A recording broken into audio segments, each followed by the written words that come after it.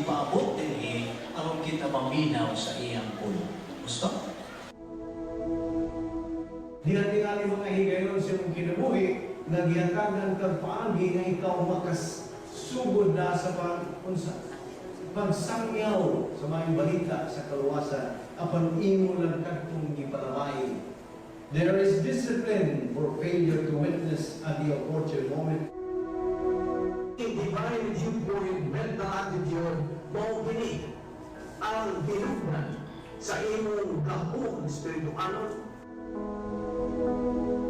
Sa walang plano sa Diyos, dinhi imo makatunan sa pulo sa Diyos. Kini kayo mo sa imprintado ng mga pulo sa Diyos o kini huna-una sa Diyos. Ang Diyos pinaagi sa iyang grasya, mipahimutang sa Vic Balbido Evangelistic Ministry, isip usa sa iyang paagi sa pagpadala sa iyang mensahe, sa paghupay o paglaom. Tiwala niini karong mahulgaon o makuyaw nga kahimtang sa kalibutan. Karon aniya si Evangelist Vic Balbido nga may dala nga mga pulong nga angay sa atong pagpamalandong, ingon nga mga magtutuo ni Ginoong Hesukristo.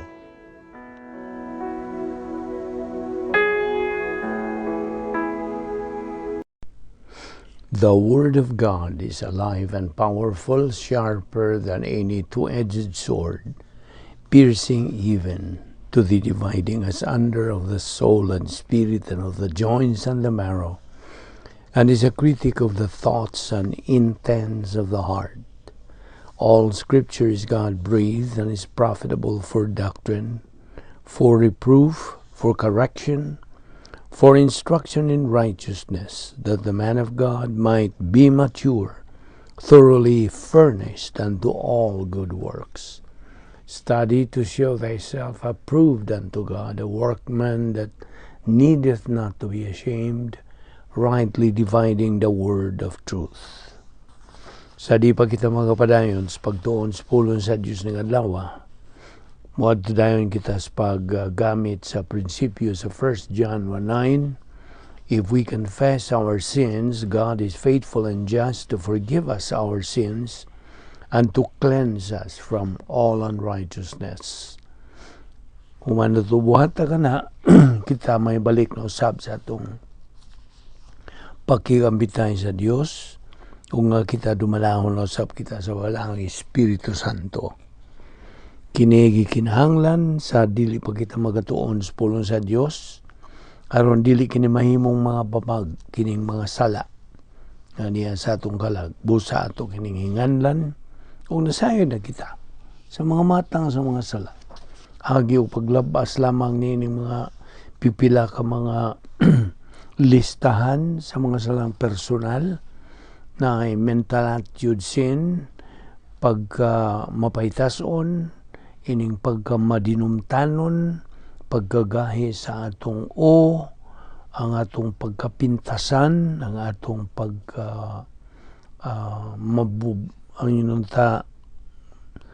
pangabubho, sa lamang kini, jealousy, vindictiveness, envy, self-pity, worry. Mao kini, or anxiety na pag yun. Mao ni mga mental attitude sins. Apan ang excuse me, lingual sins, anang paghukom, pagdaot sa uban,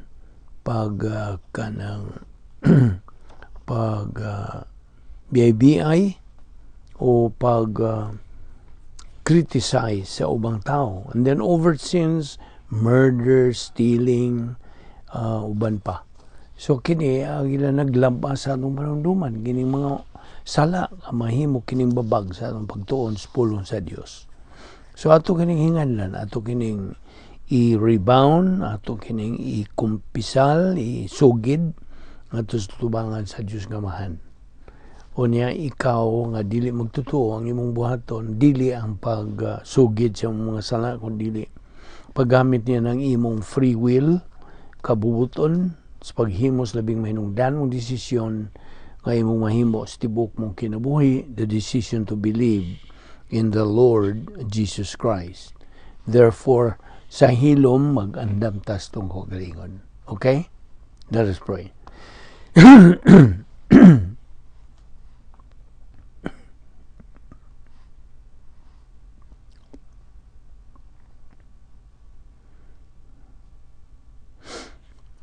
Magampo ta, balaan na mo nga Dios. Nagapasalamat kami kanimo sa imong pagkamatinumanon sa imong mga saad o sa imong mga pulong. Nagapasalamat kami kanimo nining lain sa mga adlaw nga imong gidugang sa imong kinabuhi. Timailhan nga imong plano nagapadayon pa sa paglihok. Salamat. Nining dakong pribilehiyo sa among pagtapok nining adlaw aron sa pagpaminaw sa imong mga pulong. Sumala sa imong mando nga kami, we have to assemble ourselves as your children. So, nagkakatapo kami karon once again sa tuyo, sa pagpaminaw o pagkaton sa imong mahal nga mga pulong. So we now pray that God the Holy Spirit will enlighten us niining among pagatunan karong adlaw. Nagaampo kami nga tagan nimo kami og necessary concentration and focus to your word. Dunay bukas nga pangunahuna. Kining tanan namong gipasalamatan sa ngalan ni Ginoong Jesucristo. Amen. Maayong adlaw sa tanan, atong mga subscribers, atong mga igsoon diyan ni Kristo, atong mga higala nga nagasunod sab ning atong ministry. Niya pa kita magadupot karon sa atong doktrinang gitunan, the doctrine of the divine Dynasphere. Na atong giingon kanimo kagahapon nga ang matag tao nga nakadungog nas mayong balita sa kaluwasan ug siyang musanong niini in a positive way, they become believers in Christ kung mutuo sila kang Ginoong Kristo. Ug sugod niadto, of course, maka paabot na siya niya ng saad sa pulong sa Dios nga kung kita mahitunong, hiluna diya sa grasya sa Dios, the best is yet to come. Why? Tungod kay siya kita nga mga magtutuo na palikay naman kita, will delivered from God's wrath to come, ang iyang kapungot nga mao ang linaw sa kalayo. So, niya itong higayon na nga mituo kita kang Kristo na himo kitang anak sa Dios. He now is provided by God kita nga mga magtutuo. Gisangkapan kita sa Dios sa iyang harianong palasyo nga mo itong puyanan nga mo ang operational divine Dynasphere. So mo kini ang atong concentration niining maong doktrina sa operational divine Dynasphere.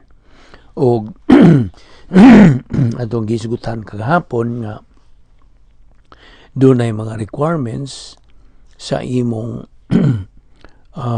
pagtagbo sa mga panginanglanon ini to be able for us to grow in grace and fulfill the protocol plan of God. First requirement, routine. Second requirement, organized life. Third requirement, true scale of values. Ikaupat, making good decisions from a position of strength. Ikalima, ang atong makugihon, masigihon, mainiton nga pagtuon sa pulong sa Dios. Kung unom, mao nga atong pagkamalahutayon. So, manduan kita magapuyo na diha.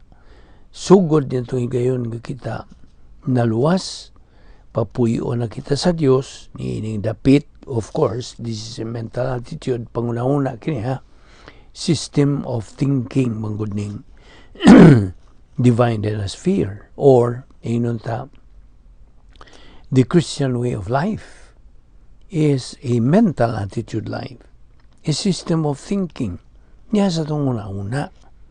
So, mao na nga, sa atong pagpuyo, diyan sa Operational Divine Dynasphere, diyan sa atong una-una kini.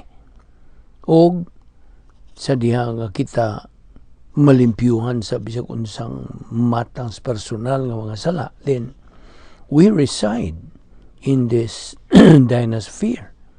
Kay kini nakahulugan manusabog mapunaan kita sa Espiritu Santo ug natay pagkikambitay sa Dios aron kita makatuman sa protokol nga plano sa Dios ug sa tilaingan sa feeling of the Holy Spirit, control of the Spirit.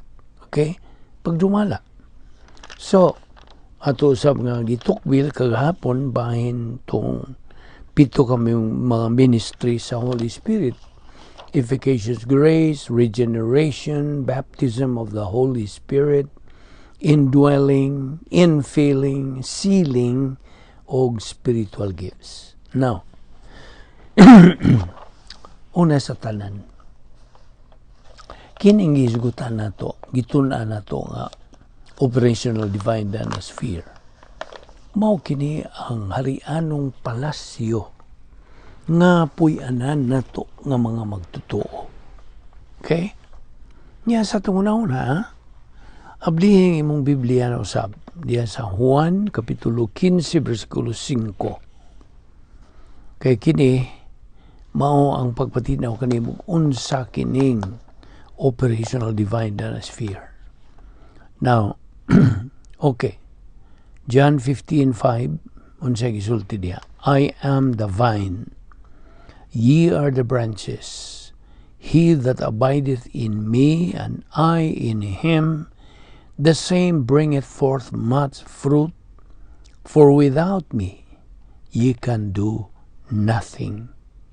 Now, kining vine, mo kini ang inunta ang punuan, mao ba kanay binisaya? Anyway, it's understandable. The vine. Kining vine din mo si Ginoong Jesucristo. Okay? Mao nang ginag-ingon nga, I am the vine. Ye are the branches. Kitang mga magtotoo, mao kita ang mga sanga. Okay? Mao ba na ibig-isaya? Sanga. He that abideth in me, and I in him. Siya nga nagapakiguban kanako og ako siya nga nakiguban kanako og ako makiguban kaniya. Kini mao ni yung feeling of the Holy Spirit. Okay? The same bringeth forth much fruit. Mao ni ang divine good production. Okay? Ngagi tandi kini sa dihas Korinto, gitandi kini nga mao ang maayong binuhatan nga gibase sa pulong sa Dios o sa iyang paghimo niya ng maong maayong binuhatan didto niya himua samtang siya na diha sa sulod sa Divine Dynasphere. Okay? Diha sa una-una. Okay? So, he that abideth in me, and I in him, feeling of the Holy Spirit, the same bringeth forth much fruit. See? Bisag unsang mga buluhaton nimo, hugas ka ba lang sa imong mga plato, sa diha mga platito, sa diha sa inyong kusina, o bisag unsang mga buluhaton nga tinawhanon, of course, kay tao man ta. Samtang kita nagabuhat niya na og na at the same time na kita magapuyo diya sa Divine Dynasphere, the same bringeth forth much fruit. Mo na divine good production. Tandi kani sa matud pa sa Korinto nga pilak, mulawan ug mahalon nga mga butang. Okay? Meaning silver, gold, precious stones, mga bato nga mga mahalon. So, mo na bringeth forth much fruit, divine good. Mora ba ka na maong matang sa mayong binuhatan nga pagagantihan sa Dios. Okay, padayon kita sa maong bersikulo. For without me, ye can do nothing. Na, apart from me, kung gawas kanako, okay, wala ka mo'y mahimo sa inyong kaugalingon. Ye can do nothing, kini gitandi kini sa human good. Do nothing. Bisag unsay imong mga buhat diha nga gibasihan lang sa mga tawhanon nga mga pangunahon din. Nya tuwa ka magpuyo sa CD, Cosmic Dynasphere, din ka na. You're just doing nothing. Human good is compared to nothing. Walay ganti. Kagitandi man na sa kahoy, kugon og dagami. 10 Corinto. So mo na ka, John 15:5, adto ta sa verse 6. If a man abide not in me, na, unsa may buta-sabot nini, kung ang usa ka magtutuo, wa magapuyo diya sa sulod nga harianong palasyo, operational divine Dynasphere, if a man abide not in me, say sunod, he is cast forth as a branch. Hikling siya, salibay siya, cast forth as a branch, ingon nga sanga, and is withered, na, nagkalaos. Kini, giulagway ni sa karnal nga magtutuo. And men gather them, kini, unsa man ang gather them, kini human good. O mga human good, matod pa sa Isaiah 64:6, is filthy rags, trapong mahugaw, and cast them into the fire, and they are burned na. Kaya wa may puos ang mga mayong binuhatan, kay kadto gitandi malagi sa kahoy, kugon og dagami, and they are burned. Okay, verse 7. If ye abide in me, kung magapuyo kamo uban kadako, and my words abide in you, kung mga pulong mga uban diha kaninyo, ye shall ask what ye will. Na, magapangayo kamo bisag unsay inyong panginahanglan, and it shall be done unto you. Na, kinsa maning saad kini sa Dios. Verse 8, herein is my Father glorified, that ye bear much fruit, so shall ye be my disciples. Na, herein is my Father glorified. Na, mahimaya na nimo ang Diyos nga man, nga ikaw unsa buhat o mga Diyos nun ng mga maayong binuhatan. Bear much fruit, so shall ye be my disciples. Kanang bear much fruit, divine good kana. Verse 9, as the Father hath loved me, so have I loved you. Continue ye in my love. Na, my love, diha, nagisgot kinig operational divine Dynasphere. Love complex ang laingan. Verse 10, if ye keep my commandments, ye shall abide in my love. Na, anak kamo maga puyo diha sa akong gugma. Kaning gugmang isgutan din amo kining operational divine Dynasphere. Even as I have kept my Father's commandments and abide in His love. Na. Now, unsa to'y ubangan sa operational divine Dynasphere? Well, protocol plan of God, the Christian way of life, love complex, God's power system. Mo kini ubang mga ngan dining operational divine Dynasphere nga atong dapit nga kapuy-an dinhi sa kalibutan pa. Okay, Unto dayon kita verse 11.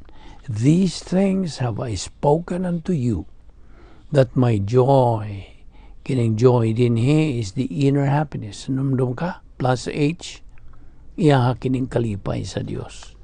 That my joy might remain in you, and that your joy might be full. Na kining kalipaya, inner happiness, might be full, nga perfect, hingpit. Isimo kini ang atong pagtutok ni ining operational divine Dynasphere nga dapit nga puloy-anan kanatong mga magtotoo aniya sa atong panghuna-huna.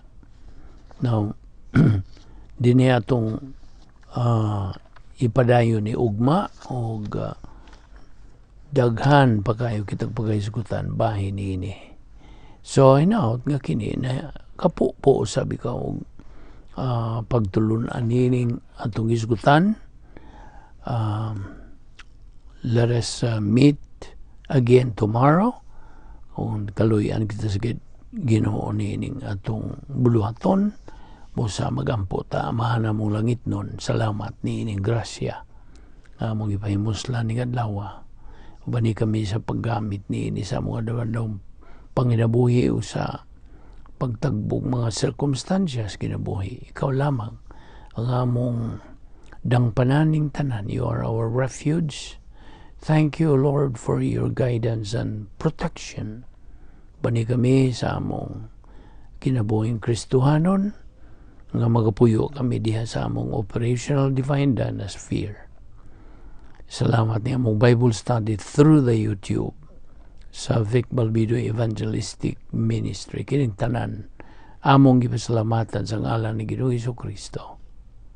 Amen.